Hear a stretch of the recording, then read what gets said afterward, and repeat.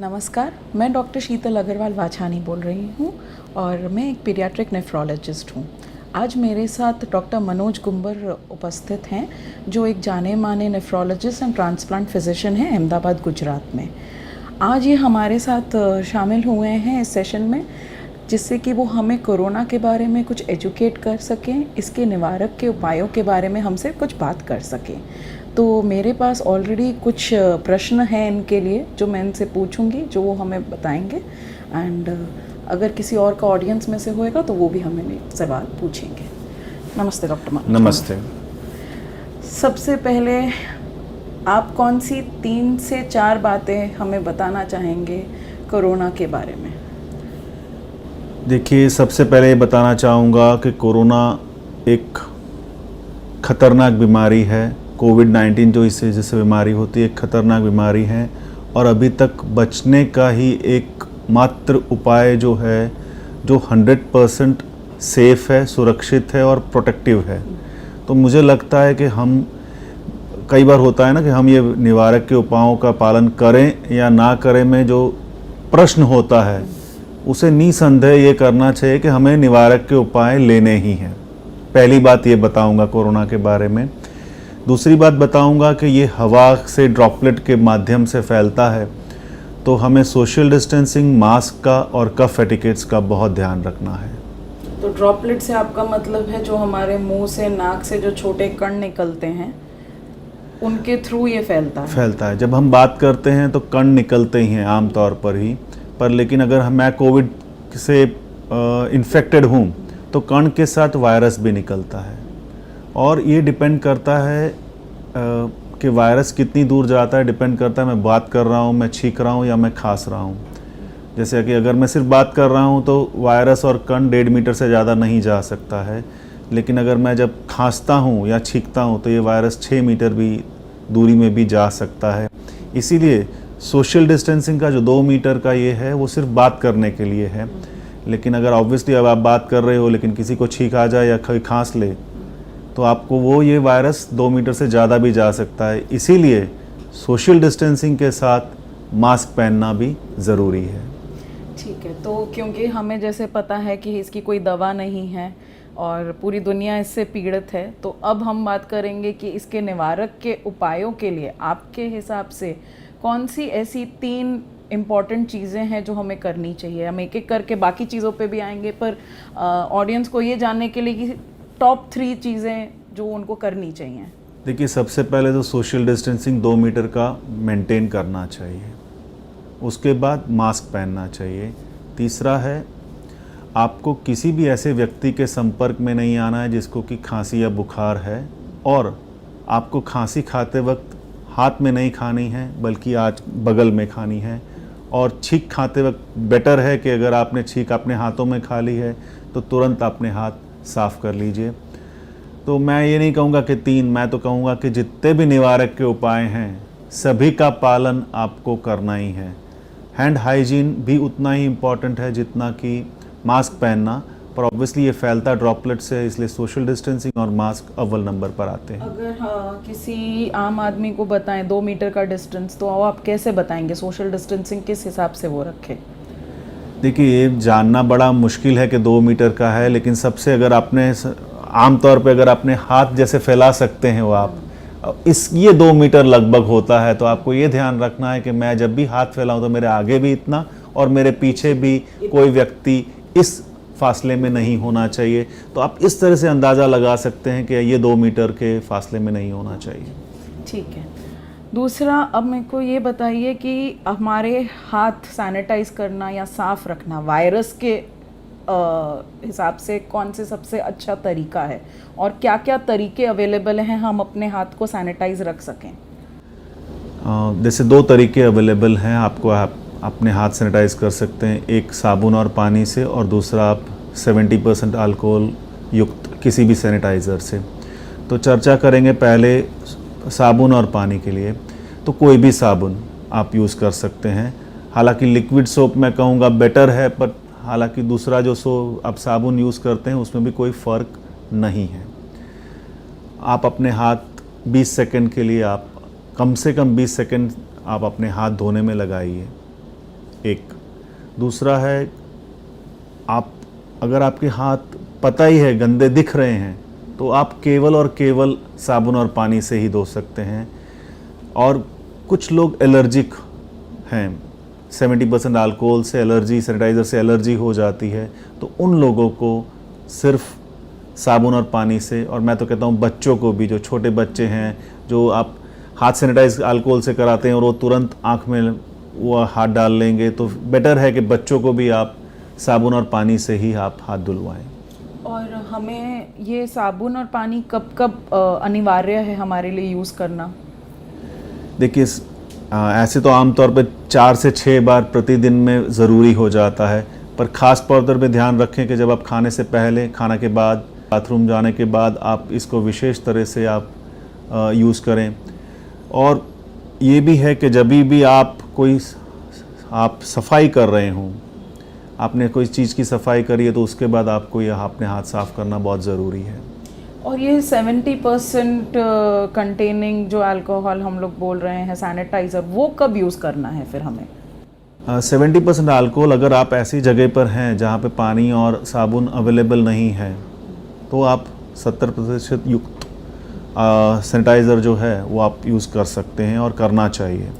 और उसको भी यही ध्यान रखना है कि आपके हाथ एक तो पहले सूखे होने चाहिए, गीले हाथों में आप सैनिटाइज़र ना यूज़ करें।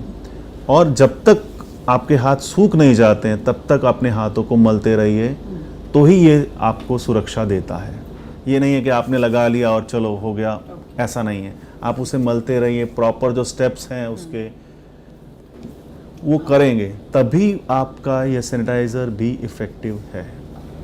इतने सैनिटाइज़र अवेलेबल है मार्केट में, हमें कैसे पता चलेगा कि कौन सा ओरिजिनल है और कौन सा नकली है? आपकी बात तो सही है कि काफ़ी जगह नकली सैनिटाइज़र मेरे पाए जा रहे हैं, जिसमें कि जो रेकमेंडेड 70% अल्कोहल है वो नहीं होता है। पर हाँ, आप देख तो नहीं सकते हैं कि किसमें 70% अल्कोहल है और किसमें नहीं है, पर आप जब हाथ से आप 70% अल्कोहल वाला सैनिटाइज़र लेंगे तो आपके हाथों में ठंडक सी आएगी। और कोई भी 70% युक्त अल्कोहल सैनिटाइज़र जो होगा ना, वो 20 सेकंड के अंदर अंदर सूख जाएगा। और उसमें कोई आर्टिफिशियल परफ्यूम्ड जो होता है, उसमें यूजुअली कम होता है 70% अल्कोहल से। तो ये जिन चीज़ों का ध्यान रखना है कि अगर आपका बहुत ज़्यादा आपके हाथों में गीलापन रह रहा है, जिस सैनिटाइजर में कोई सुगंध ना हो, वो यूज़ करें तो बेटर है। नहीं, देखो, अल्कोहल की भी कुछ सुगंध तो आएगी, लेकिन आपको पता चल जाता है कि ये परफ्यूम्ड सैनिटाइज़र है और ये एक्चुअली अल्कोहल का वो है, तो आपको पता चल जाएगा। एक बार आप यूज़ कर लेंगे, आपको एहसास हो जाना चाहिए। हाँ, जैसे अब आपने हाथ 30 सेकंड पे मलते रहे, 1 मिनट तक मलते रहे और वो सूख ही नहीं रहा है आपका हाथ, दैट मीन्स कि वो सैनिटाइज़र नकली है। देखिए, जो जेल सैनिटाइज़र है ना, वो अल्कोहल बेस्ड नहीं होते हैं। वो जो रूटीनली पहले सैनिटाइज़र जो थे वो अलग चीज़ों के लिए बने हुए थे। अभी जो सैनिटाइज़र बता रहे हैं 70% अल्कोहल, वो अलग है। तो जेल वाले जो है ना, वो आपको स्पेसिफिकली वायरस के खिलाफ नहीं है। वो ये 70% अल्कोहल और साबुन, ये क्या है कि स्पेसिफिकली उसकी जो स्ट्रक्चर है वायरस का, वो वायरस का स्ट्रक्चर तोड़ता है, इसीलिए ये इफ़ेक्टिव है। जैसे होता क्या है कि वायरस बहुत उसका साइज़ बहुत कम है, 0.06 to 1.14 माइक्रोन का है। वो आपके हाथों में जो ये बनी हुई होती है ना, जिससे आपने कहते हैं फिंगरप्रिंट्स कहते हैं, उसके भी अंदर घुस जाता है, चिपक जाता है, क्योंकि उसके अंदर स्पाइक्स होते हैं। तो इसको निकालने के लिए आपको साबुन की जो झाग होती है, वो इन वायरस को इन जगहों से निकालने के लिए बहुत फ़ायदेमंद होती है। और दूसरा होता है कि साबुन और अल्कोहल क्या होता है, उसका एक लिपिड लेयर होता है वायरस का, वो लिपिड लेयर को तोड़ दो तो वायरस मर जाता है। तो ये खास ध्यान रखना है कि साबुन और 70% युक्त सैनिटाइज़र ही उस वायरस के खिलाफ कामयाब है। जेल बेस्ड नहीं कामयाब है, क्योंकि वो उसमें पर्याप्त मात्रा में जितना अल्कोहल होना चाहिए वो नहीं होता है। सो डॉक्टर गुम्बर, एक और आपके लिए प्रश्न ये है कि हम घर की साफ़ सफाई एक नॉर्मल रूटीन में तो हम झाड़ू पोछा ये सब करते हैं, पर सिर्फ वायरस को हटाने के लिए कि वो हमारे घर में ना एंटर हो, क्योंकि हम बाहर जाते हैं और वापस आते हैं, हम अमुक चीज़ें बाहर लेके जाते हैं, हमारे बैग्स होते हैं, सब होता है, तो सर्फेसिस पे रखते हैं, टच करते हैं, तो हाउ टू सैनिटाइज, कैसे हम अपने घर को सैनिटाइज रखें? देखिए, अगर आप अपने घर को डिटर्जेंट और पानी से आप साफ़ कर रहे हैं तो वो सक्षम है इस वायरस को मिटाने के लिए। हाँ, अगर आप इससे भी ज़्यादा सुरक्षा चाहते हैं, सपोजली आप एक हेल्थ केयर वर्कर हैं और आपको डर है कि आप वायरस आप अपने जूतों में लेके आ रहे हैं, हालांकि जूतों में वायरस के आने की संभावना बहुत बहुत कम है, तो आप क्या कर सकते हैं कि पहले आप पानी और डिटर्जेंट से आप अपना घर को फ्लोर को साफ़ करिए और उसके बाद एक आप ब्लीच सॉल्यूशन यूज़ कर सकते हैं जिसमें भी आप अपना घर साफ़ कर सकते हैं। उसी तरह से दूसरे सरफेस आपको दो में डिवाइड कर लेने पड़ेंगे आपको कि भाई वो धातु वाले सरफेस हैं या बिना धातु के सरफेस हैं। अगर धातु वाले हैं तो उसमें ब्लीच नहीं लगाना है। मेटल सरफेस पे आप ब्लीच नहीं लगा सकते हैं क्योंकि उसमें वो जंग लग जाएगा। लेकिन आप दूसरे जितने भी हैं सामान आप उसको आप 5% या जो नॉर्मल ब्लीच है उसमें आप यूज़ कर सकते हैं, उसको सैनिटाइज़ कर सकते हैं। पर मैं मानता हूं कि हाँ, ये सब तभी करना चाहिए कि आपके घर में कोई कोविड का मरीज़ हो तब। रूटीनली आप अपनी जो सफाई कर रहे हैं डिटर्जेंट और पानी से अगर आप साफ़ कर रहे हैं अपने घर को, काफ़ी है। और जो मेटल वाले मतलब धातु वाले चीज़ें हैं, मेटल वाली चीज़ों को आप या तो आप पानी और डिटर्जेंट से कर सकते हैं या फिर आप 70% युक्त किसी सैनिटाइज़र से कर सकते हैं आप। ये मोस्ट इम्पॉर्टेंट ये है कि उसको आप सिर्फ स्प्रे करके आप छोड़ देंगे तो सैनिटाइज़ नहीं होगा।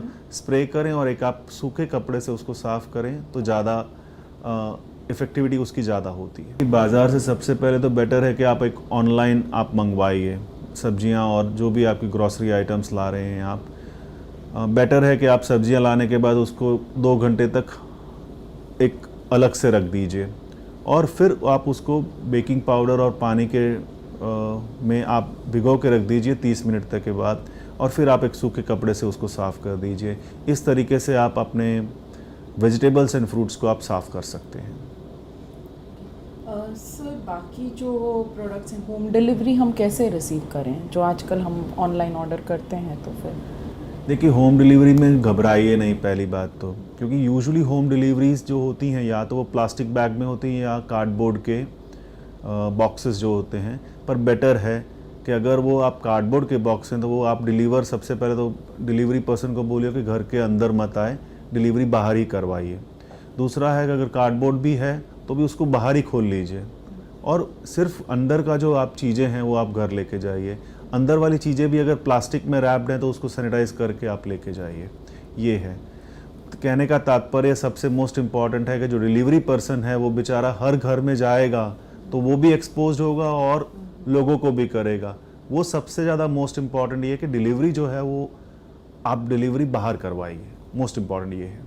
सर, ऐसे टाइम पे अगर किसी रीज़न से किसी भी कारणवश कोई घर का खाना नहीं और उसको ऑर्डर करना पड़े तो वो संभव है कि वो बाहर से खाना मतलब उससे कोविड आने के चांसेस हैं पेशेंट को? देखिए, सबसे पहले तो मैं कहूँगा कि अगर ऐसे हालात हो ना कि आप घर का बना हुआ खाना ना बना सके और ना खा सके तो ही आप ऑर्डर करिए। ऑर्डर कर सकते हैं आप। देखिए, अगर आप ऑनलाइन डिलीवरी या नहीं मंगवा सकते हैं या नहीं ऑर्डर कर सकते हैं और आपको खुद जाना है तो बेहतर है कि आप एक कपड़े का बना हुआ थैला लेके जाइए, मास्क पहन के जाइए, सोशल डिस्टेंसिंग का आप ध्यान रखिए।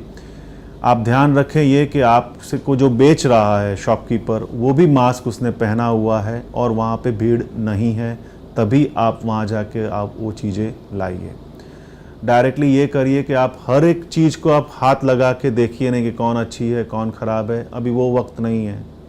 आप शॉपकीपर को बोलो कि ये मेरे को चीज़ दे दे और वो डायरेक्टली आपके थैले में डाल दे। डॉक्टर मनोज, हम लोग ये जानना चाहेंगे कि कौन सी चीज़ें जो हम कैरी करते हैं वो इन्फेक्टेड हो सकती हैं? देखिए, सबसे पहले तो किसी भी इंसान को अगर खुद इंसान सबसे ज़्यादा बड़ा कैरियर है। अगर इंसान इन्फेक्टेड है तो उसके हाथ, मुंह और नाक में सबसे ज़्यादा वायरसेस हैं।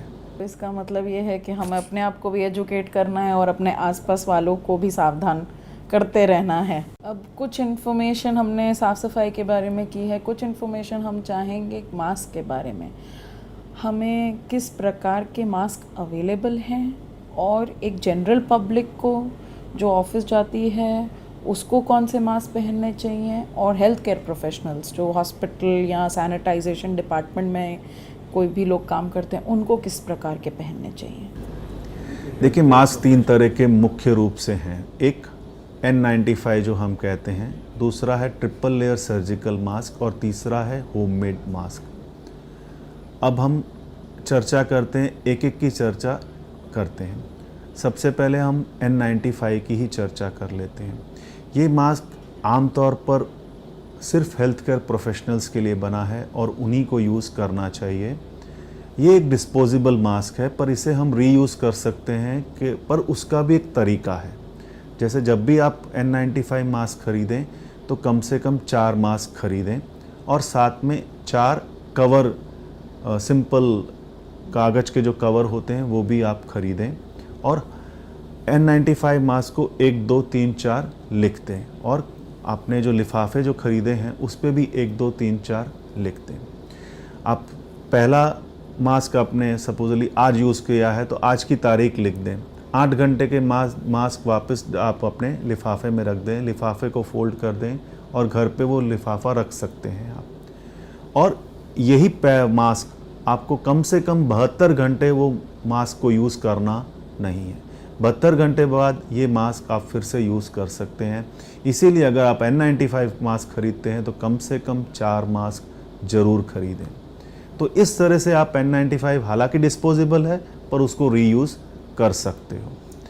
और N95 मास्क में बड़ा इम्पॉर्टेंट चीज़ ये है कि साइज़ ऑफ द मास्क, अगर आपका मुंह के हिसाब से वो मास्क छोटा है तो भी वो प्रोटेक्टिव नहीं है, और अगर आपके मास्क बड़ा है तो भी वो प्रोटेक्टिव नहीं है। N95 मास्क पहनने के बाद आपको एक फ़िटनेस टेस्ट ज़रूर करना चाहिए। फ़िटनेस टेस्ट का ये मतलब है कि जस्ट आप पहनने के बाद उसमें फूंक मारिए। अगर वो फूंक कहीं से नहीं निकल रही है आपकी और सिर्फ वो मास्क के थ्रू ही निकल रही है, तभी आपका मास्क इफ़ेक्टिव है। अगर आपने पहना है मास्क और वो हवा आपके यहाँ से निकल रही है तो आप एक हमेशा N95, अच्छे N95 में एक क्लिप होता है, तो आपको ये क्लिप टाइट करना है। लेकिन अगर साइड में से है तो आपको फिर जो हेड स्ट्रिंग्स जो हैं वो यूज़ करने हैं। ट्रिपल लेयर सर्जिकल मास्क एक बहुत अच्छा मास्क है। मैं कहता हूँ कि रूटीनली हेल्थ केयर प्रोफेशनल्स को भी ट्रिपल लेयर मास्क सफिशिएंट है। बट ऑब्वियसली जब आप कुछ चीज़ें कर रहे हो, जैसे इंट्यूबेशन कर रहे हो, एक्सट्यूबेशन कर रहे हो, बाईपेप यूज़ कर रहे हो और एक कोविड पेशेंट के मरीज़ के करीब हो, तो आपको N95 मास्क पहनना चाहिए। ट्रिपल लेयर सर्जिकल मास्क में भी कैसा है, हमने देखा है कि 2 टाइप के आते हैं, एक जिनका साइड में स्ट्रिंग्स है और एक जो पीछे हमारे सर के ऊपर बांधते हैं, तो उनमें क्या डिफरेंस है? देखिए, ट्रिपल लेयर सर्जिकल मास्क हो या कोई भी मास्क हो, जो हेड स्ट्रिंग्स और हेड इलास्टिक मास्क होता है वो सबसे बेहतर मास्क होता है, क्योंकि उसमें फेशियल सील अच्छी होती है, आप प्रॉपरली टाइट कर सकते हो। दूसरा है आप लंबे अरसे पे आप पहन सकते हो, क्योंकि जो हेड ईयर इलास्टिक मास्क होते हैं वो 15 या 20 मिनट के बाद आप वो उसको टच करने की नौबत भी ज़्यादा आती है, उसकी फेशियल सील भी कमज़ोर होती है। तो बेटर है अगर आप N95 मास्क यूज़ करते हो तो आप हेड इलास्टिक वाला यूज़ करिए। अगर आप triple layer surgical mask use करते हो तो स्ट्रिंग्स, खुली स्ट्रिंग्स वाला यूज़ करो जो आप सिर पे आप बांध सकते हो।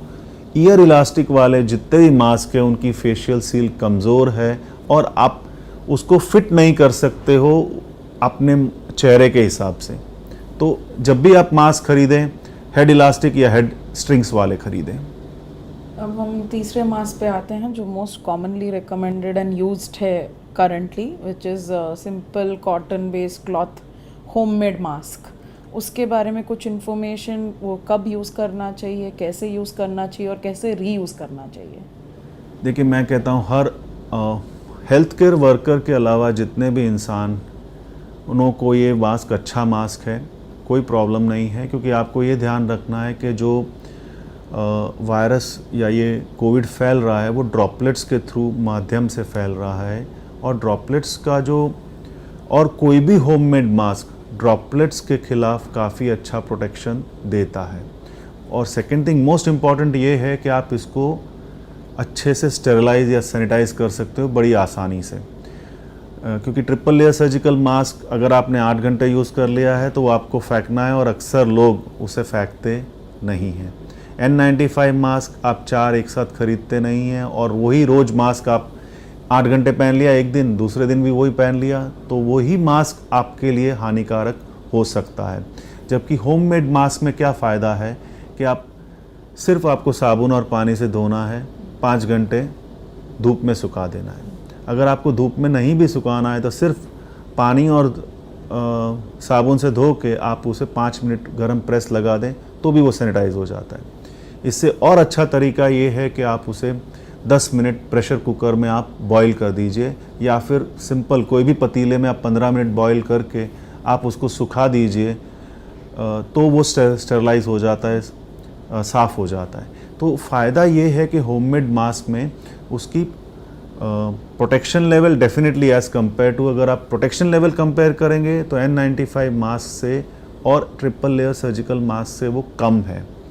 लेकिन आप उसका फ़ायदा देखेंगे कि आप रोज़ एक साफ़ सुथरा मास्क पहन रहे हैं तो दूसरे इन्फेक्शन होने के चांसेस बहुत कम होते हैं, और आपको वो मास्क अगर वायरस आपने पहन लिया एक, अगर आपके को वायरस आपके मास्क पे लगा हुआ है तो दूसरे दिन अगर आपने बिना धोए वो मास्क पहन लिया है तो बट नेचुरल है कि आप वायरस के संपर्क में काफ़ी ज़्यादा तो उसमें आ जाते हैं, तो आपको खुद मास्क से ही आपको वो रोग हो सकता है। तो मेरे कहने का तात्पर्य ये है कि आम पब्लिक होममेड मास्क पहने, रोज़ धोए अच्छे से, पर उसके भी धोने के तरीके जो हैं उसी को यूज़ करें और इसको स्टरलाइज करें। ऑल द सारे मास्क अवेलेबल हैं एक रेस्पिरेटर के साथ जो ब्रीदिंग इजीली होने देते हैं, तो क्या वो मास्क हमें वो बेहतर हैं बाकी मास्क से रेस्पिरेटर के साथ जो मास्क हैं, कि वो कोई भी हम मास्क यूज़ कर सकते हैं? मतलब आप वो वाल वाला मास्क पूछ रहे हैं? तो देखिए, वाल वाला मास्क वैसे तो इंडिया में भी अगर हेल्थ केयर अथॉरिटीज़ ने उसको बैन कर दिया है, क्योंकि वो बहुत एक अच्छा काम किया हुआ है, क्योंकि जो वाल वाले मास्क होते हैं वो एक तरफा ही प्रोटेक्शन देते हैं। मतलब कहने का तात्पर्य है कि जो वो पहनता है वो तो सुरक्षित है, लेकिन जो पहनने वाले की हवा है, जो उसका हवा बाहर निकलती है सांस लेने के बाद, वो बिना फ़िल्टर किए हुए बाहर एटमॉस्फेयर में जा रही है, तो उसके आसपास के लोग वो प्रोटेक्टेड नहीं हैं। तो इसलिए वाल वाला मास्क पहनना नहीं चाहिए।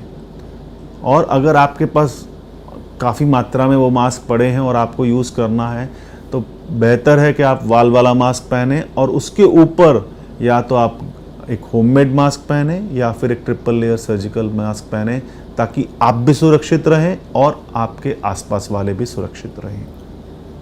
आखिरी में मास्क के बारे में कि सही तरीका मास्क पहनने का, मेरे को लगता है वो बताना बहुत ज़रूरी है कि सही तरीका क्या है। देखिए, सबसे पहले तो आप जब भी मास्क पहने अपने हाथ धोइए। मास्क पहनने के बाद उसे बार बार हाथों से टच नहीं करना है, उसे बार बार उतारना भी नहीं है, उसे गले में लटकाना भी नहीं है। अगर आपको मास्क उतारना है, आप एक साफ़ सुथरे सरफेस पे अपना मास्क रखिए, पानी पीना है, चाय पीना है, आप पीजिए और फिर वापस से मास्क पहन लीजिए। अगर नीचे लगा के मास्क यहाँ लटका के आप अपने चाय और पानी ना पीजिए। ठीक है। और क्या मास्क लगाते हैं तो दाढ़ी रखनी संभव है? नहीं, मैं कहता हूँ जितने लोगों ने भी दाढ़ी रखी हुई है, और ख़ास तौर पर हेल्थ केयर प्रोफेशनल्स को दाढ़ी हटा देनी चाहिए, क्योंकि मुंह पे अगर बाल हैं तो फेशियल सील, कोई भी मास्क आपकी वो फेशियल सील अच्छे से नहीं कर पाता है। अब हम आते हैं कि अगर हम एक एयर कंडीशन कमरे में घर पे बैठे हुए हैं तो क्या संभावना ज़्यादा है कि वायरस उसके थ्रू ट्रांसमिट हो सकता है, या हम कुछ प्रिकॉशंस ले सकते हैं उसके थ्रू वायरस ना आए उसके लिए? देखिए, अगर घर पे आप बैठे हुए हैं तो घर का जो एसी होता है उसकी एक खासियत होती है कि वो जितने रूम में जो हवा है उसी को वो ठंडा करता है, और अंदर बाहर हवा होती नहीं है। तो ऑब्वियसली अगर एक कोविड पेशेंट है और उसके साथ कोई दूसरा व्यक्ति बैठा हुआ है तो काफ़ी चांसेस हैं दूसरे व्यक्ति को इन्फेक्शन होने के।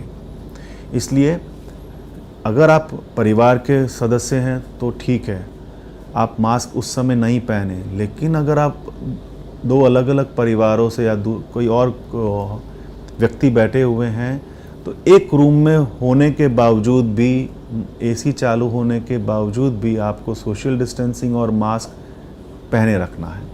हालांकि एसी को ख़ास तौर पर उसका टेम्परेचर सेट करना है, 25 से 30 डिग्री सेंटीग्रेड टेम्परेचर रखना है। हो सकता है तो एक आप अपना सीलिंग फ़ैन ऑन रखिए, एग्जॉस्ट फ़ैन ऑन रखिए और एक छोटी खिड़की खुली रखिए ताकि हवा अंदर बाहर हो सके। तो अगर वायरस अगर उस कमरे में घुस गया है तो उसे निकलने की, बाहर निकलने की कोई जगह दीजिए। और ह्यूमिडिटी लेवल भी कुछ मेंटेन करना चाहिए कमरे में? हाँ, ह्यूमिडिटी लेवल आमतौर पर जब आप एसी यूज़ करते हैं तो 40 से 50% होती ही है, क्योंकि ऐसा है कि जितनी ह्यूमिडिटी कम होगी ना उतना वायरस ज़्यादा सर्वाइव, उसकी वायबिलिटी ज़्यादा रहेगी। तो वैसे तो नीचे नहीं जाता, 40% के नीचे नहीं जाता है, पर अगर बेटर है कि आप एक बाल्टी जिसमें पानी हो आप अपने रूम में रखिए, तो आपकी जो नमी है वो कभी भी 40% से कम हो ही नहीं सकती है। अब हम बात करते हैं इंडस्ट्रियल एसी की। जैसे हम ऑफिस में काम करते हैं या किसी मल्टीप्लेक्स में काम करते हैं तो इंडस्ट्रियल एसीज चल रहे हैं, तो उसमें अगेन सेंट्रली एयर कंडीशन है, तो उसमें क्या प्रिकॉशन ले कि एसी के थ्रू हमें वायरस ना आए? अगेन टेम्परेचर जो है वो 25 से 30 डिग्री सेंटीग्रेड रहना चाहिए। अगर एग्जॉस्ट फ़ैन है उसमें में तो एग्जॉस्ट फ़ैन ऑन रखना चाहिए। सीलिंग फ़ैन अगर ऑफिस में है तो उसे ऑन रखना चाहिए। टेम्परेचर 25 से 30 डिग्री सेंटीग्रेड रखना चाहिए और छोटी सी अगर विंडो उस ऑफिस में अगर खोल सकते हैं तो उसे खोली रखनी चाहिए। अब लॉकडाउन जा चुका है, हम अनलॉक फेज़ में हैं, लोग अपने अपने काम पे वापस जा रहे हैं, जॉब्स पे वापस जा रहे हैं, शॉप्स खुल चुकी हैं। तो ऐसे में एक जॉब गोइंग या ऑफिस गोइंग पर्सन को क्या प्रिकॉशंस लेने हैं? क्या वो रीजॉइन करें या नहीं करें? पहले क्वेश्चन तो ये है वर्क, और जॉइन करें तो किन बातों का ध्यान रख के करें? देखिए, मैं कहता हूँ कि हर एक को अपना ज़रूरतमंद जो काम है वो करना ही चाहिए, और ना करे। लॉकडाउन एकमात्र आंसर नहीं है इस वायरस, इस एपिडेमिक से लड़ने का। तो हमें सबसे पहले सीखना है कि कोरोना से कैसे बचा जा सकता है और उसको इम्प्लीमेंट करना है, और इस तरह से इम्प्लीमेंट करना है कि आपको लोग देख के दूसरे लोग भी प्रेरित हों और निवारक के सारे उपाय आप करें। क्योंकि होता क्या है, ये समझ में आता है कि यार हर एक को पता होता है कि निवारक के उपाय कौन से हैं, लेकिन वो निवारक के उपाय मेरे लिए नहीं बने हैं, वो तो दूसरों के लिए बने हैं। हर दूसरा ये समझ के खुद नहीं करता है। तो सबसे पहले तो निवारक के उपाय जानने हैं और उसका पालन करना है, और ज़रूरतमंद काम ही करना है। दोस्तों, लॉकडाउन ख़त्म हुआ है, एपिडेमिक ख़त्म हुआ नहीं है। तो मतलब आप कहना चाह रहे हैं कि अगर हम ऑफिस भी जाते हैं तो सोशल डिस्टेंसिंग, मास्क और हैंड सैनिटाइजेशन, तीनों चीज़ें मेंटेन करके ही ऑफिस वर्क करें? बिल्कुल। एक दूसरे से आपको हाथ मिलाने नहीं हैं, गले नहीं मिलाना है। एक दूसरे को अगर ग्रीट करना है तो नमस्ते कीजिए, और खाते वक्त बोलना नहीं है। एक दूसरे पे चिल्लाना भी नहीं है, क्योंकि चिल्लाते हैं जब ज़ोर से बात करते हैं या खांसते हैं या हंसते हैं तो कण की मात्रा भी बढ़ जाती है, एरोजल्स प्रोड्यूस ज़्यादा होते हैं, और एक दूसरे से ड्रॉपलेट्स की जो गति है वो भी बढ़ जाती है। और इन सब चीज़ों का अगर ध्यान रखेंगे ऑफिस में तो आप सुरक्षित रहेंगे और दूसरों को भी सुरक्षा प्रदान करेंगे। ऑफिस में जो लोग अपना लंच लेते हैं, अपना मील लेते हैं और चाय कॉफ़ी पीते हैं, क्योंकि 8 घंटे ऑलमोस्ट वहाँ रहते हैं, तो वो कैसे करें? देखिए, आपको सोशल डिस्टेंसिंग आप कहीं पे भी हो, घर पे हो, यस ऑब्वियसली आप घर के सदस्यों के साथ बैठे हैं तो शायद सोशल डिस्टेंसिंग का महत्व इतना नहीं है। लेकिन अगर आप जैसे ही घर से बाहर निकलते हैं तो आप चाहे पब्लिक ट्रांसपोर्ट में हो ऑफिस में हो या कहीं पर भी हो, सोशल डिस्टेंसिंग आप रखेंगे, आप उसका चीज़ का ध्यान रखेंगे, आप मास्क पहनेंगे। ये बात हमेशा याद रखनी है कि मास्क सिर्फ पुलिस से बचने के लिए नहीं पहनना है, वायरस से बचने के लिए पहनना है।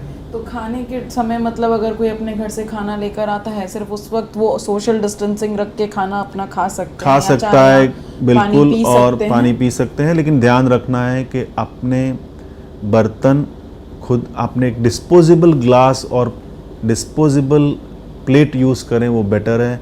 खाते वक्त बातें ना करें और सोशल डिस्टेंसिंग का ख्याल रखें। हमारे पास एक प्रश्न आया है डॉक्टर गुम्बर की, वो एक पेशेंट हैं जो किडनी पेशेंट हैं और कुछ इम्यूनोसप्रेशन ड्रग्स जैसे स्टेरॉइड्स वगैरह पे हैं। इसी तरह से काफ़ी और बीमारियों में भी लोग स्टेरॉइड्स पे होते हैं। क्या ये लोग वापस ऑफिस जा सकते हैं? देखिए, इम्यूनोसप्रेसिव ड्रग्स लेते हैं जो है पेशेंट्स, रोग जो रोग प्रतिकारक शक्ति उनकी डेफिनेटली कम होती है, उन्हें होने की संभावना ज़्यादा है, कॉम्प्लिकेशन होने की भी संभावना ज़्यादा है, पर उन्हें घर बैठे रहने की भी ज़रूरत नहीं है। वो अपना काम कर सकते हैं, पर उन्हें सभी निवारक के उपायों का इस्तेमाल करना होगा, उपयोग करना होगा, हाँ, करना ही होगा। अगर उनका ऐसा कोई प्रोफेशन है जिसमें वो सोशल डिस्टेंसिंग चाहते हुए भी मेंटेन नहीं कर सकते हैं, तो मास्क के ऊपर उन्हें एक फेशियल शील्ड जो आजकल चली हुई है वो पहन लेनी है। लेकिन मैं मानता हूँ कि अगर आप रोग निवारक के उपायों का इस्तेमाल करते हैं, तो कोई भी पेशेंट हो जो इम्यूनोसप्रेसिव ड्रग्स पर हो या किसी कारण से उसकी रोग प्रतिकारक शक्ति कम भी हो, तो भी वो अपना काम कर सकता है। अगर हमारे पास अपनी कोई साधन नहीं है जाने का, अपना निजी साधन, तो क्या पब्लिक ट्रांसपोर्ट या जनरल वो यूज़ कर सकते हैं? और अगर यूज़ कर रहे हैं तो किस प्रकार से, जैसे कि बस हुई या मेट्रो ट्रेन है, वो किस प्रकार से यूज़ कर सकते हैं? देखिए, निजी वाहन का फ़ायदा तो है, उसमें तो कोई दो राय नहीं है, पर अगर आप ऐसे स्थिति में हैं कि आपके पास निजी वाहन है और आप इस्तेमाल नहीं कर सकते हैं और आपको पब्लिक ट्रांसपोर्ट यूज़ करना पड़ रहा है, तो आप कर सकते हैं। पर अगेन फिर से आपको ये याद रखना है कि आपको घर से बाहर जब भी आप निकलें तो एक छोटी सी बॉटल हैंड सैनिटाइज़र की ज़रूर रखें अपने जेब में। आप सोशल डिस्टेंसिंग का आप पब्लिक ट्रांसपोर्ट में भी आपको ध्यान रखना है। किसी भी ऐसे व्यक्ति के साथ ना बैठें जिसको कि खांसी या जुकाम नज़र आ रहा है, और आपको जब आप चढ़ते हैं किसी हैंडल पे आपने टच कर दिया है, तो आप तुरंत अपने हाथ सैनिटाइज़ कर दीजिए और आप एक तरह से चढ़िए, एक तरह से उतरें बस में, ताकि आप वहाँ पर आप भीड़ भड़क्का ना हो, इसका ये भी ध्यान रखना है। इस समय पे अगर किसी को भी किसी कारणवश हॉस्पिटल जाना पड़े, किसी भी पेशेंट को, या तो फॉलोअप के लिए जो नोन प्रॉब्लम है, कोई हार्ट की प्रॉब्लम है, किसी को किडनी की, किसी को लंग की, ऐसे पेशेंट को जो जाना पड़े, या फिर कोई नई प्रॉब्लम किसी को है, तो वो क्या क्या दिमाग में रख के किस प्रकार डॉक्टर को विज़िट करें? देखिए, सबसे पहले अगर आप फॉलोअप पेशेंट हैं तो आप अपने पेशेंट को, अगर ऑनलाइन कंसल्टेशन आप अपने डॉक्टर से कर सकते हैं तो वो करिए। अगर आपका डॉक्टर बोलता है कि मुझे आपको फ़ेस टू फेस कंसल्टेशन करना ही है, तभी आप उसके क्लिनिक या हॉस्पिटल पर जाइए। आपको ये ध्यान रखना है कि आपको घर से बाहर निकलते वक्त मास्क पहनना है, एक छोटी सी बॉटल हैंड सैनिटाइज़र की लेनी है, आपको कम से कम समय बिताना है, इसीलिए पहले से आप अपॉइंटमेंट लेके जाइए। आप एक ट्रिपल लेयर सर्जिकल मास्क पहनिए और हॉस्पिटल में आप ध्यान रखें कि आप इर्द गिर्द किसी चीज़ को छुएं नहीं। आप अपना काम करिए और तुरंत घर वापस आ जाइए, और घर आने के बाद बेटर है कि आप नहा लीजिए। अगर कोई पेशेंट स्टेरॉइड्स पे है या ऐसी कोई भारी दवाइयों पे है तो इस समय क्या उनको अपनी दवाइयाँ कम कर देनी चाहिए? देखिए, अगर आप स्टेरॉइड्स, कोई पेशेंट अगर स्टेरॉइड्स पर भी है तो उसकी मात्रा कम करनी चाहिए, नहीं बिना अपने डॉक्टर की सलाह के आप उसकी मात्रा कम ना करें। यदि आप दूसरी भी इम्यूनोसप्रेसिव ड्रग्स पर हैं तो भी आप अपने इम्यूनोसप्रेसिव ड्रग्स कम ना करें, क्योंकि ये इम्यूनोसप्रेसिव ड्रग्स आपकी रोग प्रतिकारक शक्ति कम करने के लिए ही दी गई हैं। और हो सकता है अगर आप ऑर्गन फेलियर, ऑर्गन ट्रांसप्लांट के पेशेंट हैं, उसकी वजह से आपको दी हुई है, तो ऑर्गन ट्रांसप्लांट जो है वो रिजेक्शन में जा सकता है और रिजेक्शन में जाने के बाद आपको स्टेरॉइड्स और इम्यूनोसप्रेशन का दवाएं बढ़ सकती हैं। इसीलिए जो आपका डोज चल रहा है वो आप चलने दीजिए। आप अपने डॉक्टर से पूछे बिना आप अपने इम्यूनोसप्रेसिव ड्रग्स की मात्रा कम ना करें। अब डॉक्टर गुम्बर, ये बारिश का मौसम आ चुका है, चालू हो चुका है, और एक जो रेगुलर सर्दी बुखार, सर्दी खांसी होती है वो भी मौसम है, और कोविड का भी एपिडेमिक चल रहा है। दोनों के रहते हमें कैसे पता चले कि हमें एक सिंपल रेगुलर फ्लू हुआ है, सर्दी खांसी जो है वो मौसमी है, कि हमें कोविड हुआ है?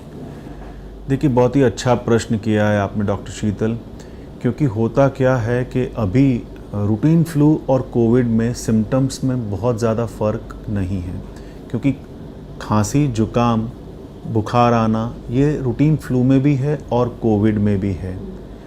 पर अगर आपकी सूंघने की शक्ति चली गई है या फिर आप अपने को मुंह में कुछ टेस्ट नहीं है और आपको इनके साथ लक्षण खांसी, जुकाम और बुखार के हैं, तो हाँ, आपको कोविड होने की संभावना ज़्यादा है। हाँ, एक और चीज़ है जो इन दोनों में फ़र्क करती है, सांस लेने में। अगर आपको सांस लेने में दिक्कत हो रही है तो निश्चित ही आपको कोविड की संभावना बढ़ जाती है। पर मैं मानता हूँ ये सिम्टम, सांस लेने की दिक्कत का सिम्टम आपको दो रूटीन फ्लू और कोविड में डिफरेंशिएट करने के लिए यूज़ नहीं करना चाहिए, क्योंकि ये सिम्टम 7 से 8 दिन के बाद आता है दूसरे कोविड सिम्टम से। जबकि आपको बहुत ज़्यादा मात्रा में प्रॉब्लम हो, कोई कॉम्प्लिकेशन हो गया है कोविड से, तभी आपको सांस लेने में तकलीफ़ होती है, तो तब तक आप वेट ना करें। इससे पहले भी अगर आपको डाउट हो रहा है तो प्लीज़ आप अपने डॉक्टर से बात कर लें। अगर हमें कभी ये पता चले कि जब हम जिस ऑफिस में काम करते हैं, यहाँ जहाँ हम विज़िट कर आए हैं, वहाँ पर किसी को कोविड हो गया है, जिस इंसान के संपर्क से हम रूटीन बेसिस पे रहते हैं, तो फिर हम क्या कर सकते हैं?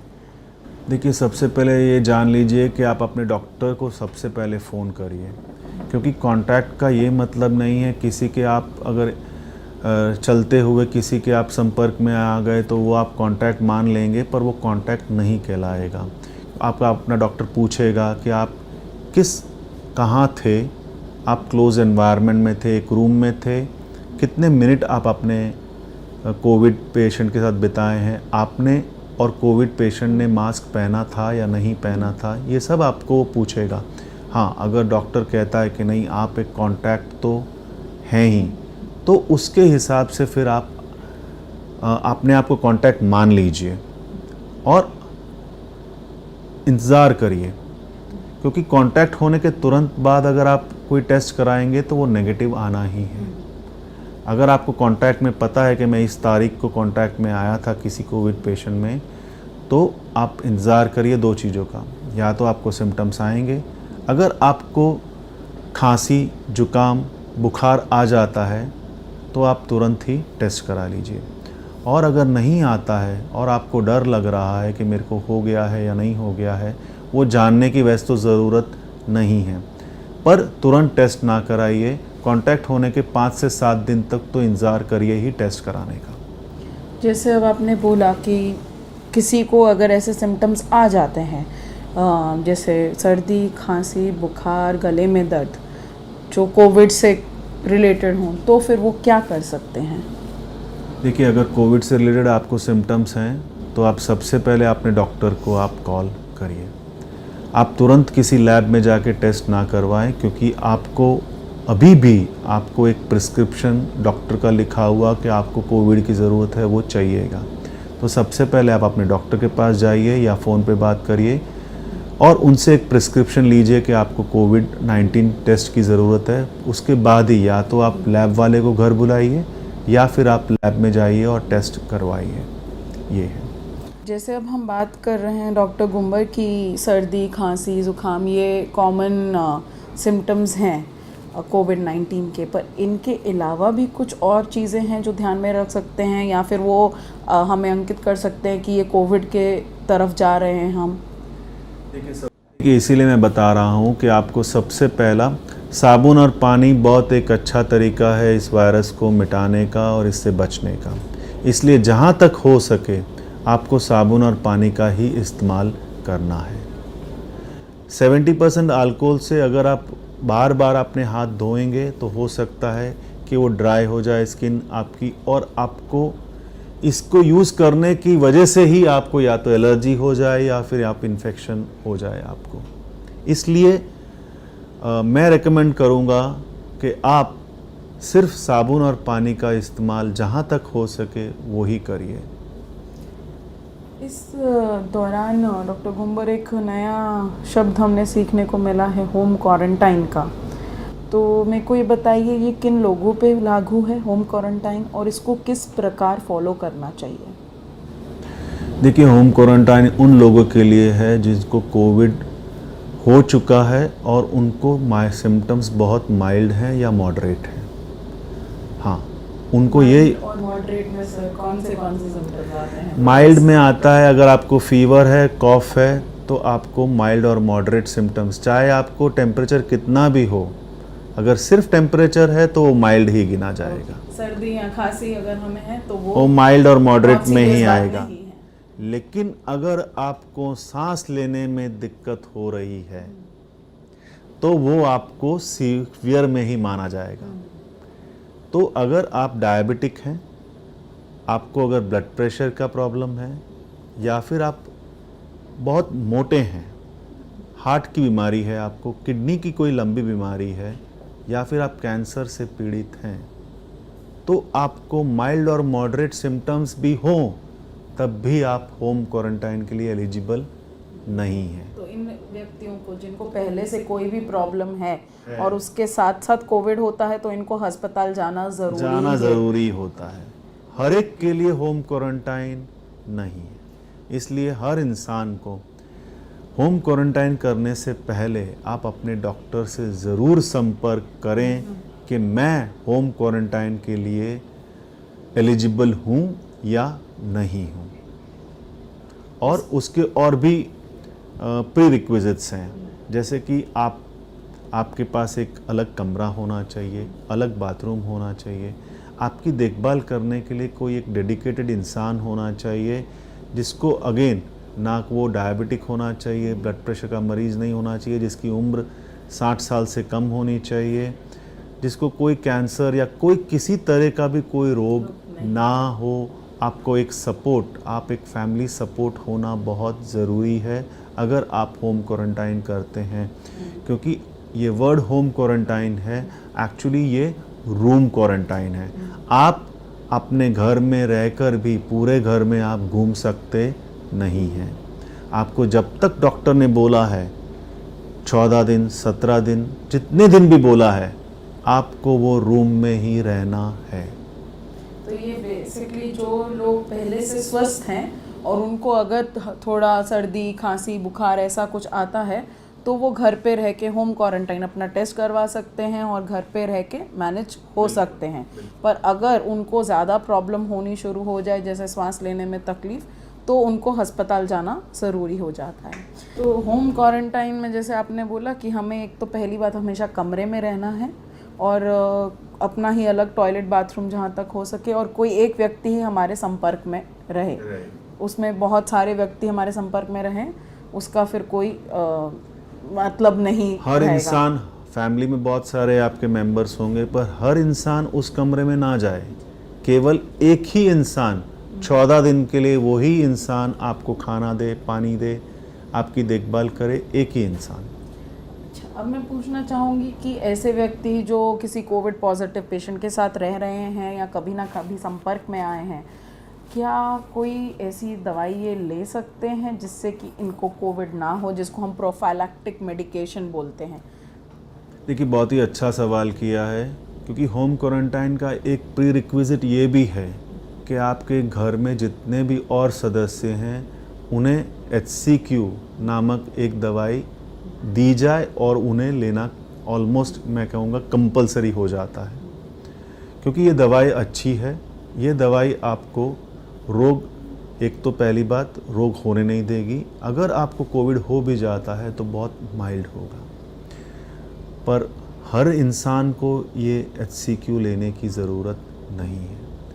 सिर्फ हेल्थ केयर प्रोफेशनल्स को और होम क्वारंटाइन में जो दूसरे सदस्य हैं पेशेंट के अलावा, उनको ये HCQ प्रोफाइलैक्सिस लेनी चाहिए, और वो भी अपने डॉक्टर से सलाह करने के बाद ही। मैं ये नहीं कहूँगा कि हेल्थ केयर प्रोफेशनल्स को बचना चाहिए और इंसान को नहीं बचना चाहिए, ऐसा नहीं है। पर आप ये समझिए कि हेल्थ केयर प्रोफेशनल्स जो हैं वो रोज़ कोविड के पेशेंट्स के संपर्क में आते हैं, बार बार आते हैं, और वो उन व्यक्तियों के संपर्क में आते हैं जो कोविड से बीमार हैं और सिम्टोमेटिक हैं। और मैंने जैसे कि बताया कि आपको सिम्टोमेटिक मतलब कि जिनको फीवर है, कॉफ है और कोई भी लक्षण हैं, हाँ। और उनको हॉस्पिटल में दाखिल क्यों किया गया है, क्योंकि उनको कोई ना कोई कॉम्प्लिकेशन हो गया है कोविड से। तो ये पेशेंट्स जो हैं वो दूसरों को फैला, बहुत भारी मात्रा में पेशेंट से डॉक्टर्स और हेल्थ केयर प्रोफेशनल में जा सकता है। इसीलिए हर हेल्थ केयर प्रोफेशनल को मैं कहूँगा कि HCQ प्रोफाइलैक्सिस लेना चाहिए। बहुत सर, हम सुन रहे हैं कि वैक्सीन, जिसको टीका या रसीकरण बोलते हैं, कि वो आने वाला है, आ चुका है, टेस्टिंग फेज में है, तो उसके ऊपर कुछ रोशनी डालेंगे कि उम्मीद है हमारे पास कोई? देखिए डॉक्टर शीतल, सबसे पहला मैं कहूँगा कि ज़िंदगी जीने का ना एक मंत्र होता है करंट में जीना। करंट मतलब जो आपके पास चीज़ें हैं इस समय, उसका इस्तेमाल करके उसके बारे में सोच के आप ज़िंदगी जीजिए, ना कि बीता हुआ कल और आगे आने वाले कल की आप चिंता करके जिए। उसी तरह कोविड के इस महामारी में भी यही मंत्र काम करेगा। अभी आपके हाथ में क्या है? अभी हाथ में है प्रिवेंशन के और या फिर निवारक के सभी उपायों का इस्तेमाल करना आपके हाथ में है। उससे आपकी जिम्मेदारी है, वो आपकी ड्यूटी है। आप इससे, अगर आप सभी निवारक के उपाय आप अच्छे से करते हैं तो आपको ये रोग नहीं होगा। आप बचना ही चाहते हैं ना रोग से, तो निवारक के उपाय क्यों नहीं कर लेते हैं? आप वैक्सीन की क्यों चिंता कर रहे हैं, जो कि अभी पता नहीं है कब आएगा? हाँ, मैं आपको घबरा नहीं रहा हूँ ये कह के, वैक्सीन आएगा, जब आएगा तब हम लेंगे, उसके बाद हम प्रोटेक्टेड रहेंगे वैक्सीन आने के बाद। तो कहने का तात्पर्य है, अभी फ़िलहाल हमारे पास क्या चीज़ें हैं? निवारक के उपाय हैं हमारे पास, तो वो हमें लेना चाहिए। और हाँ दोस्तों, रिसर्च हो रही है, बहुत अच्छे उस पे माध्यम से हो रही है, बहुत पैमाने में हो रही है, और हमें वैक्सीन आएगा। पर फिलहाल मैं सभी लोगों से ये कहूँगा कि आप अभी निवारक के उपायों का इस्तेमाल करके आप अपने बच्चों की, अपने परिवार की और सभी देशवासियों की सुरक्षा करें। तो डॉक्टर गुम्बर, जैसे हमने बात की कि इससे बचने के लिए कोविड-19 से, तो कुछ हमें अपने निवारक का उपाय जैसे सोशल डिस्टेंसिंग वगैरह करना है, हमें दूसरा अपनी हेल्थ मेंटेन रखनी है इस टाइम पे, हमारी जो रोग प्रतिकारक शक्ति है उसको अगर मेंटेन रखना है, तो उसके लिए हम क्या कर सकते हैं? देखिए, सबसे पहले मैं कहूँगा कि आप एक बैलेंस डाइट लीजिए, पर सिर्फ डाइट से आप अपनी रोग प्रतिकारक शक्ति बढ़ा सकती हैं, ये बहुत एक गलत फहमी है। काफ़ी और तरीके भी होते हैं अपनी रोग प्रतिकारक शक्ति को बढ़ाने के, जैसे कि आपको पर्याप्त मात्रा में आपको सोना है, आपको अपने फैमिली मेम्बर्स के लिए एक सपोर्ट बनना है। क्वालिटी टाइम स्पेंड करना है, कोविड मीडिया से आपको दूर रहना है, आपको घर बैठ के योगा करना है, एक्सरसाइज करनी है आपको, और अभी सभी फैमिली मेम्बर्स को एक दूसरे के साथ बैठ के क्वालिटी टाइम स्पेंड करके एक दूसरे का सपोर्ट बनना है। ये सबसे बड़ा मैं तो कहता हूँ कि इम्यून बूस्टर है इस महामारी के दरमियान। हम जैसे संतुलित आहार की बात कर रहे हैं तो इसमें विटामिन डी, विटामिन सी, इन सब का क्या रोल है? क्योंकि ये अब हम रेगुलरली देखते हैं कि विटामिन सी की टैबलेट्स ले रहे हैं, विटामिन डी ले रहे हैं, क्या इनका कोई महत्व है? देखिए, हर विटामिन का महत्व है, पर सिर्फ विटामिन सी टेबलेट अगर आप खाएंगे तो सिर्फ विटामिन सी आपके शरीर में जाएगा, लेकिन आप पर्याप्त मात्रा में फ्रूट्स, वेजिटेबल्स और आप सिंपल नींबू पानी भी पी लेते हैं तो आप विटामिन सी के साथ काफ़ी दूसरे विटामिन्स भी आप लेते हैं जो कि रोग प्रतिकारक शक्ति आपकी बढ़ाएंगे ही। विटामिन सी अच्छा विटामिन है, लेना चाहिए, पर मैं कहता हूँ माध्यम जो होना चाहिए, टेबलेट के बदले लेमन जूस, नींबू पानी, नारियल पानी, ये सब होना चाहिए। तो आपका मतलब एक संतुलित आहार लेना, नींबू पानी लेना या सूरज की धूप में बैठना, ये सब कुछ ही ट्रेडिशनल जिनको बोलते हैं, जो सदियों से चले आ रही हैं चीज़ें, इन सब का अगर हम उपाय करें तो बहुत अच्छी बात है। देखिए, अगर आप ओवरऑल इस महामारी को समझेंगे और उसके निवारक के उपाय समझेंगे तो आप ये जान लेंगे कि जो हमारी परंपरा है और हमारी जो पारंपरिक बातें हैं, खाना है, वो एक बहुत अच्छा तरीका था जीने का। क्योंकि अगर आप देखो कि जो भी आप न्यू नॉर्मल कहते हैं, न्यू नॉर्मल क्या चीज़ है? न्यू नॉर्मल बेसिकली क्या है कि आपको घर का बना हुआ खाना खाना है, आपको अपने बच्चों की और बड़ों की सुरक्षा करनी है, आपको बिना काम से आप अपने घर बाहर निकलना नहीं है, और आपको घर का खाना खाना है, घर का बना हुआ खाना खाना है, पिज़्ज़ा पास्ता नहीं खाने हैं, आपको अपने बारे में बहुत ज़्यादा चिंता नहीं करनी है। इन द सेंस, हमारे अगर आपने देखा होगा कि हमारे पिताजी, माताजी, ग्रैंड पेरेंट्स में हमसे ज़्यादा पेशेंस था, तो धीरज भी रखना भी इस महामारी का एक उपाय है, इस महामारी से निकलने का। हर एक इंसान को धीरज रखना है। हम महामारी से गुज़र रहे हैं और हो सकता है 6 महीने, 1 साल तक हमें गुज़रना पड़े। देखिए, रोग प्रतिकारक शक्ति हमें अपनी बढ़ानी चाहिए, कोविड हो या ना हो, क्योंकि हमें ना केवल कोविड से, हमें कम्युनिकेबल डिजीज़ से तो बचना ही है कोविड जैसे, लेकिन नॉन कम्युनिकेबल डिजीज़ जैसे डायबिटीज़ है, ब्लड प्रेशर है, हार्ट डिजीज़ है, इन सब से भी बचना ही है।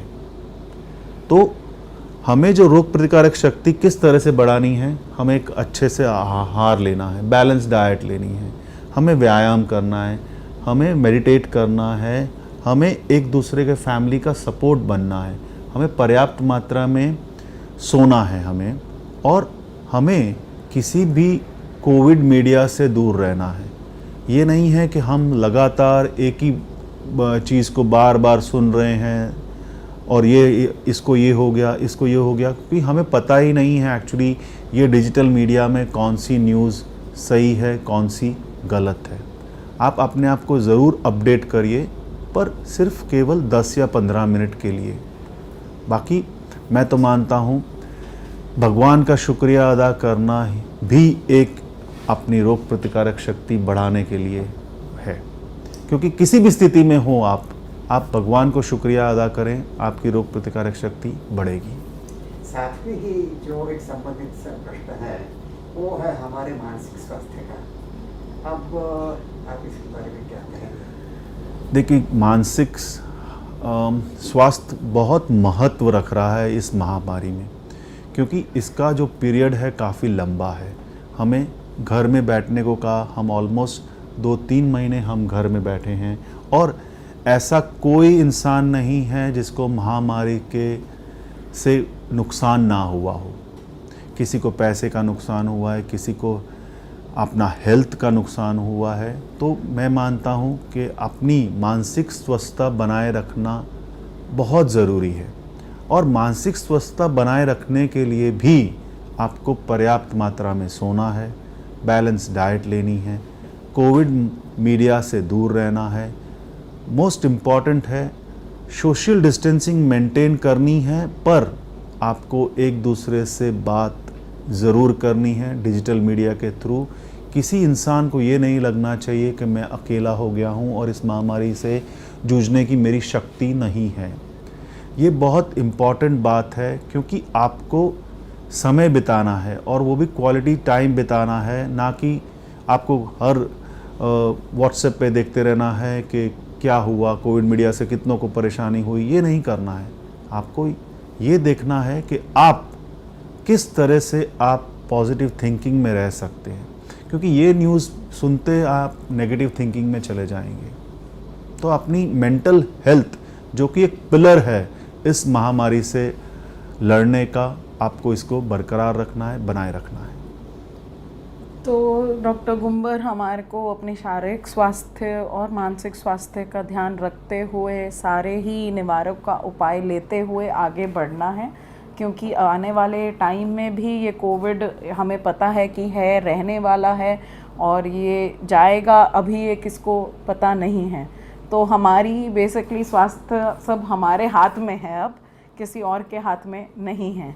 कि मैं तो कहूँगा आम जनता से कि यूजुअली डॉक्टर जो है दूसरों की सुरक्षा करता है, दूसरों की हेल्थ का ध्यान रखता है, पर इस समय आम जनता एक डॉक्टर का ध्यान रख सकती है, क्योंकि आपके लिए ये महामारी हो सकता है 6 महीने के लिए हो, पर मैं मानता हूँ डॉक्टर्स के लिए महामारी अभी भी 1 साल तक के लिए तो कम से कम है ही।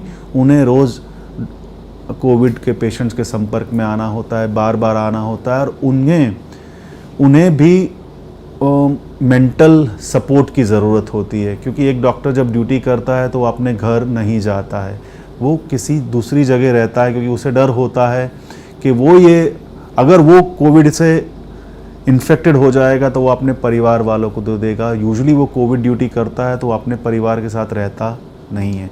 तो मैं आम जनता से ये कहूँगा कि इस समय आप अपनी सुरक्षा लेते हुए ना केवल अपने परिवार की सुरक्षा लेते रह रहे हैं, पर आप एक डॉक्टर की भी सुरक्षा, उसकी हेल्थ की भी आप सुरक्षा प्रदान कर रहे हैं उसको।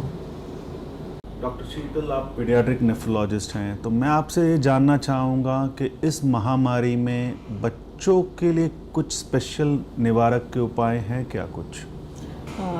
थैंक यू डॉक्टर गुम्बर, आप मुझसे ये सवाल कर रहे हैं। पहली बात, कोविड जहाँ तक कंसर्न है तो बच्चों में इसके इन्फेक्शन की मात्रा कम देखी गई है पूरे विश्व में। जो इन्फेक्शन जितना बड़ों को हो रहा है उतना बच्चों को नहीं हो रहा है, और अगर हो भी रहा है तो माइल्ड है, उनमें मोर्टेलिटी जो डेथ रेट है वो काफ़ी कम है। तो ये अच्छी बात है बच्चों के लिए।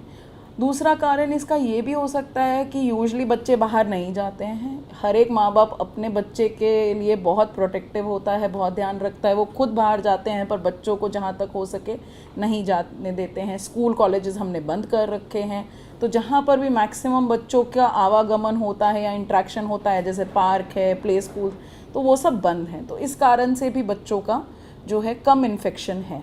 पर हाँ, इसी के साथ साथ क्या बच्चों को कोई प्रिकॉशन लेना चाहिए, कोई निवारक करना चाहिए? बिल्कुल करना चाहिए। यही सब चीज़ें बच्चों को हमें एजुकेट करना है, हमें समझाना है, जो बच्चे समझने वाली उम्र में है, जैसे 5 साल या उनसे ऊपर, कि ये कोविड-19 क्या है और इसको हम कैसे ट्रीट करें, अपने हाथ वगैरह कैसे साफ़ रखें, मास्क किस तरह से पहनें और कैसे बाकी लोगों को टच ना करें या मुंह पे हाथ नहीं लगाएं। ये सब चीज़ें माँ बाप के थ्रू बच्चों में आनी चाहिए। हमें प्रॉपर एजुकेशन देना बहुत ज़रूरी है इस वक्त पे। दूसरा, मास्क पहनना चाहिए, हाँ पहनना चाहिए, पर 2 साल से कम के बच्चों को मैं कहूँगी कि मास्क ना पहनाएं। जहाँ तक हो सके उनको बाहर ना लेके जाएं, और अगर किसी वजह से आपको लेके भी जाना पड़ रहा है तो एटलीस्ट मास्क बिल्कुल ना पहनाएं, क्योंकि जो बड़े लोग होते हैं ना, वो बता सकते हैं अगर उनको सांस लेने में तकलीफ़ है, पर छोटे बच्चे बता नहीं सकते। तो ऐसे में कभी कभी वो लोग को सांस लेने में तकलीफ़ होकर ज़्यादा प्रॉब्लम हो सकती है।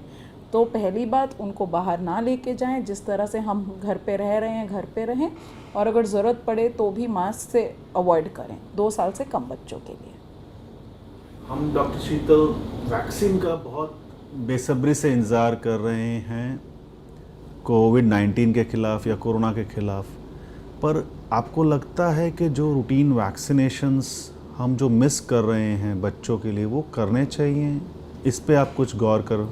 बिल्कुल डॉक्टर गुम्बर, मैं एक पीडियाट्रिशियन होते हुए वैक्सीन एक ऐसी चीज़ है जिसके मैं बहुत सपोर्ट में हूँ।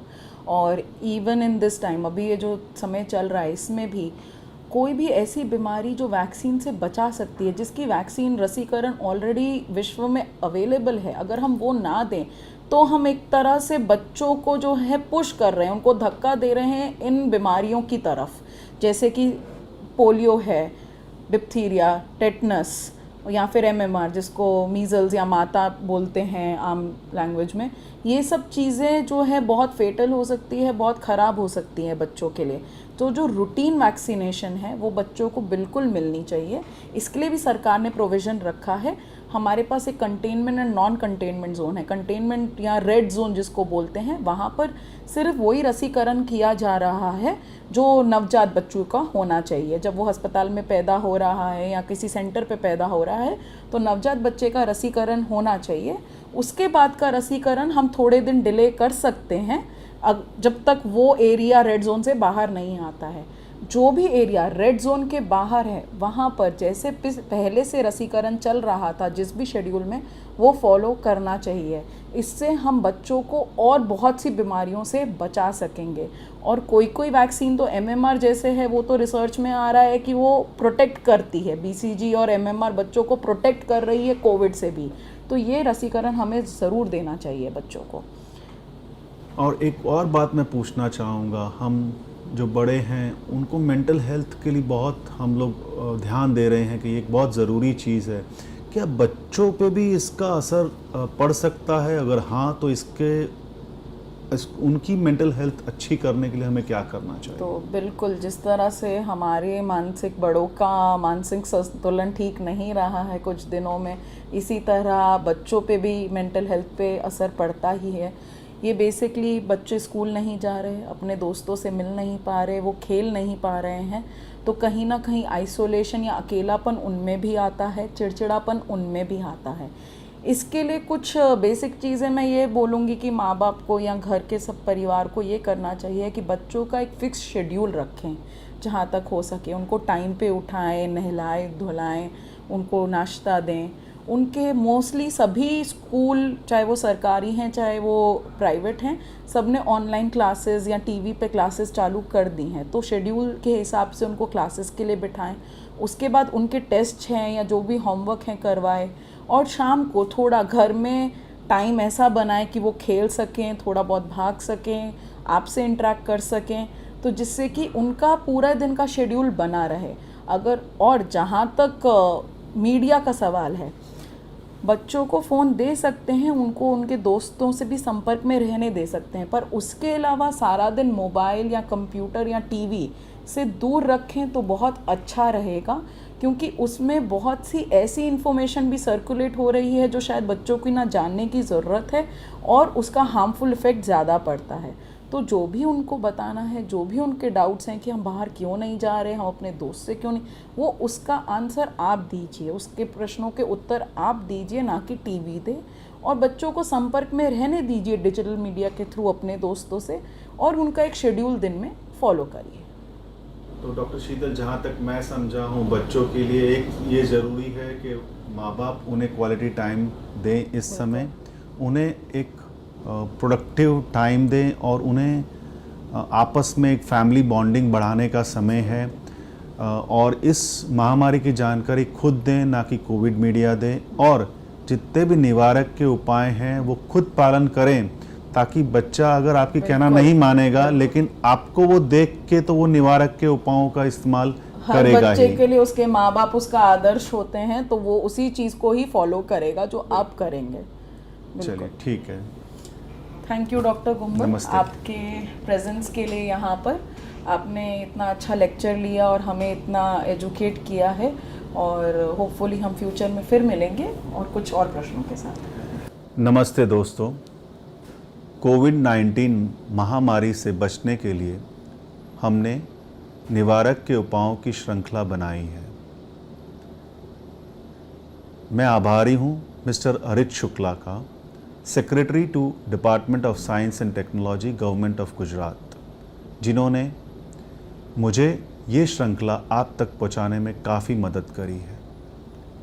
मैं शुक्रिया अदा करता हूं डॉक्टर शीतल अग्रवाल का, डॉक्टर आकांक्षा गुंबर का, सिमरन गुंबर का, आरुषि गुंबर का, डॉक्टर काम्बले, डॉक्टर साहू का, जिन्होंने मेरी काफ़ी मदद करी है। मैं तहे दिल से गुजकोस्ट और उसके सदस्यों का शुक्रिया अदा करता हूं, क्योंकि उनके बिना ये प्रोग्राम इस स्तर पर ना होता, ना हो पाता। नमस्ते।